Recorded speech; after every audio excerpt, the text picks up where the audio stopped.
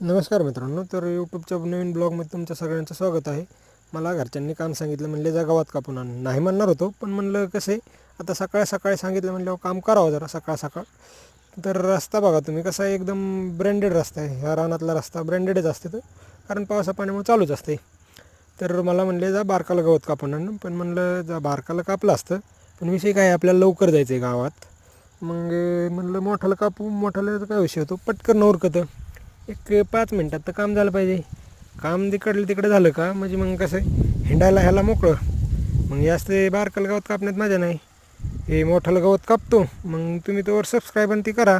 मग गावाकडलं वातावरण बघा कसं आहे, एकदम सकाळ सकाळचं. धन्यवाद मित्रांनो.